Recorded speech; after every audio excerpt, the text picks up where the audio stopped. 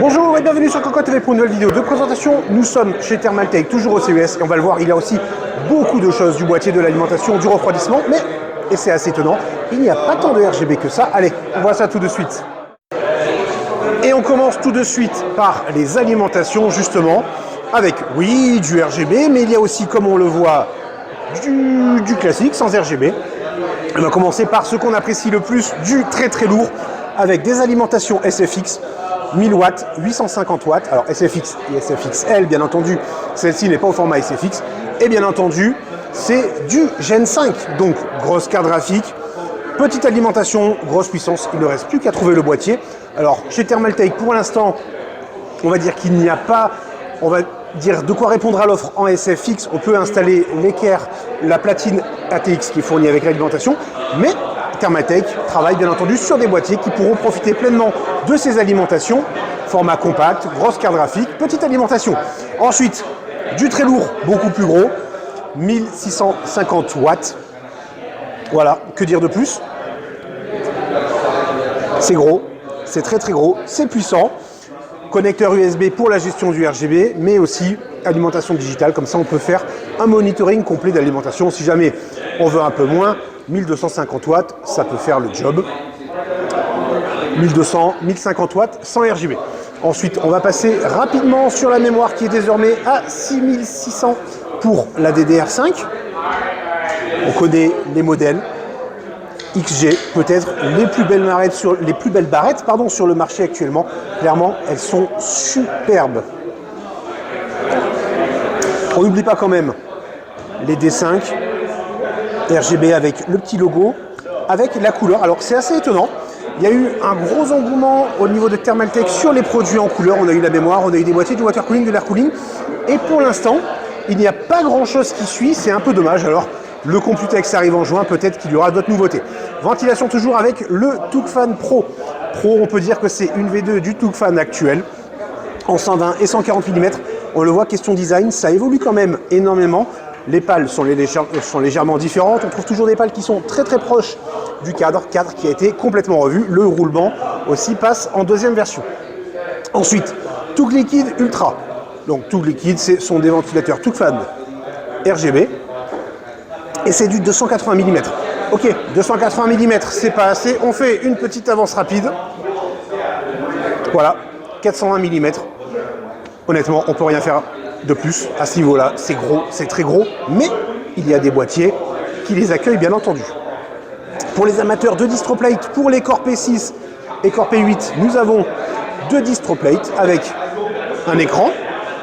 Pour les amateurs de monitoring, nous avons le Pacific TF3 qui va donner la température de l'eau, la température ambiante et la pression dans le circuit.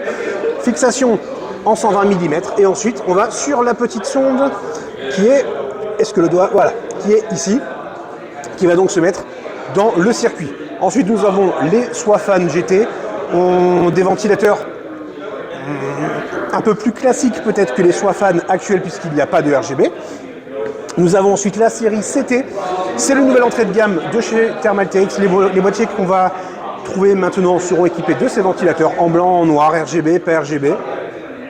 Il y a de tout, mais surtout le focus se fait sur les Swafan EX. On le voit, nous avons un ventilateur ici. Je refais, on le voit, nous avons un câble ici. 1, 2, 3 ventilateurs maximal. Alors, connecteur propriétaire qui va aller sur un contrôleur avec le logiciel maison derrière. Et en fait, la fixation, tout simplement, c'est magnétique. Voilà. On remet. Ça tient tout seul. C'est propre. C'est franchement très propre parce que le connecteur, on le voit ici, n'est pas très gros. Donc, au niveau du water cooling, il ne devrait pas y avoir de problème. Et le câble derrière est assez flexible. Alors, à voir à l'usage si on le plie dans tous les sens, si ça tient ou non. Mais ça sent plutôt pas mal. La solution retenue par Thermaltake est intéressante. Ensuite, on va faire les boîtiers. On le découvre dans quelques instants. On va passer rapidement sur la sacoche pour les vélos qui est quand même agréable à l'œil. Ah, on ne peut pas passer à côté. Le Cycle Desk 100. Alors là, il est mis avec un vélo. On a beaucoup rigolé quand on a fait la news, mais il faut le reconnaître. Pardon, pas le boîtier, mais décidément. Le bureau est très sympathique. Dans un espace réduit, il y a de quoi faire. C'est un modèle assis debout. On peut changer la hauteur Alors à la rigueur, est-ce que le RGB était obligatoire? Pas forcément, mais avec un bras articulé derrière, un boîtier comme le petit Tower ici, d'autant plus qu'on a une gestion des câbles, là, bah, ma foi, il y a de quoi se faire un environnement de travail compact, très sympa. Puisqu'on parle de Tower, on passe au 200 au format micro ATX, donc toujours installation verticale avec 3 équerres PCI. Donc on le voit, on peut mettre des grosses cartes graphiques, mais avec les cartes actuelles, ça va commencer à être un peu serré. Heureusement, nous ne sommes pas sur du verre trempé, sauf à l'avant bien entendu pour le style. Nous sommes sur un panneau ouvert, en noir, en blanc, comme d'habitude. Ensuite, la grosse nouveauté, la moyenne grosse nouveauté, parce qu'il y a encore plus gros derrière, c'est le CRS 500. Là, nous avons le panel kit qui pourra en fait se mettre ici pour passer, on va dire, le boîtier en ultra avec un écran. Nouveau design, on aime, on n'aime pas. Au début, on était un peu sceptique avec cette façade qui revient comme ça, mais le résultat est vraiment sympa, y compris en blanc. Donc on retrouve les atouts des boîtiers Thermaltake avec notamment cette platine à l'arrière qui peut être renversée pour mettre les cartes graphiques verticalement. C'est une bonne chose. Ça permet vraiment d'installer n'importe quelle carte puisqu'on n'est pas bloqué sur l'épaisseur de la carte avec des équerres verticales qui sont sur le côté. Nous avons la petite barre ici. Je refais. La petite barre ici qui peut être enlevée. C'est tenu par 2 vis. Support de carte graphique bien entendu. Bref, il y a de la place. On le voit, on peut mettre un radiateur qui ira jusqu'en bas puisque au niveau du cache alimentation, il y a une découpe. Hop. Ensuite, on passe vraiment sur la grosse nouveauté, le CT Form Factor Design by Thermaltake avec le CTE, le T500T pour Tower et à côté nous avons les C700 et 750. C'est pour Chamber puisque c'est des boîtiers beaucoup plus gros avec une conception dual chamber. Alors, quel est le principe de ces boîtiers qui est identique? Après, c'est juste une question de taille et une question de compatibilité. Tout simplement, c'est de mettre la carte mère et plutôt, on va dire, le processeur au centre du boîtier. Installation verticale, ce qui permet d'avoir ventilateur à l'arrière, en bas, à l'avant, mais aussi en haut. Du coup, en water cooling, eh bien, on peut installer du très lourd. Les boîtiers se déclinent avec des versions R et des versions verre trempé.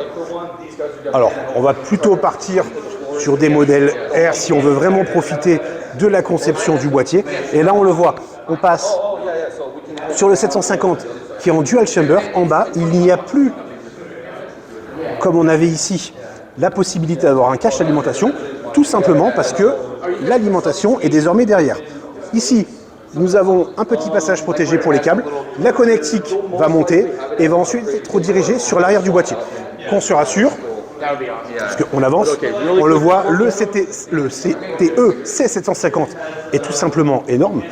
Donc les câbles seront fournis en bundle, il y aura des rallonges USB, etc. Pas de problème si jamais on a des câbles un peu courts. Ça dépendra de l'environnement.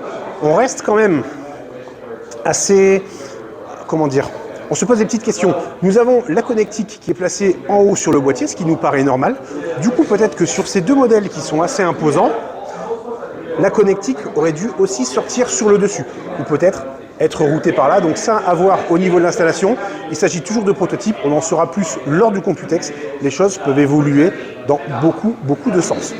Pour Thermaltake, c'est tout, c'est déjà pas mal. Les boîtiers sont clairement hallucinants. C'est gros, c'est très gros, ça faisait très longtemps qu'on n'avait pas vu de boîtier aussi gros. Installation à 90 degrés à la ferme, on adore, c'est très sympa. Bref, vivement la suite. En attendant, on vous souhaite une bonne journée.